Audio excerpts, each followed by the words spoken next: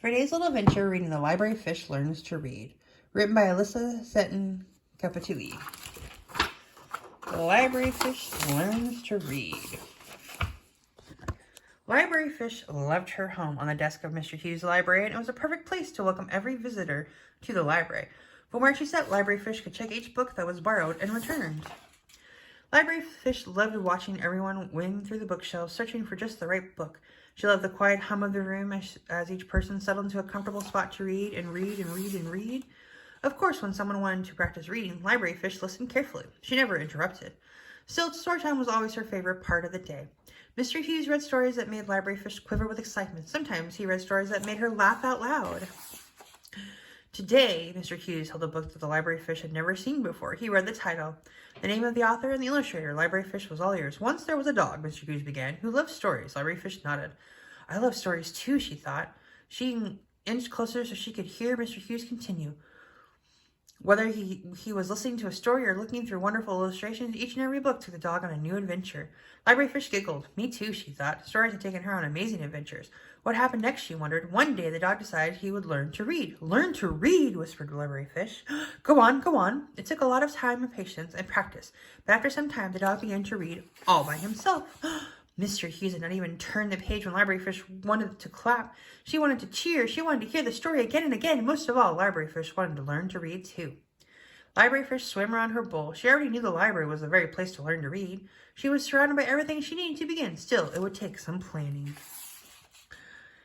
Library Fish waited until Mr. Hughes called, "Good night, Library Fish. Keep an eye on the library." Then she sprang into action. Filled with all the possibility of a great story, Library Fish was ready for her newest adventure. With plenty of hard work, determination, and of course imagination, Library Fish soon landed on the desk of Mr. Hughes with a triumphant splash. First stop, the alphabet, said Library Fish. Library Fish had listened to Mr. Hughes teach readers about the alphabet any number of times. The alphabet is made of letters, Mr. Hughes had said. Letters make sounds, and when we string and weave and blend those sounds together, we get words. Words make stories. One by one, Library Fish studied the letters carefully. Hour after hour, night after night, she made sure she knew every letter for each sound it made. For fish was one of her favorites. Z's were always welcome after a long night's work. In the morning, Library Fish was right there to open the library with a wiggle of her tail, even if she was a bit sleepy.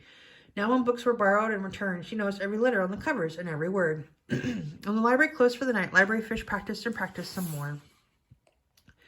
In time, Library Fish found she could put letters together to make sounds. F, sh, w, sh, sw, ish. She could read small words too.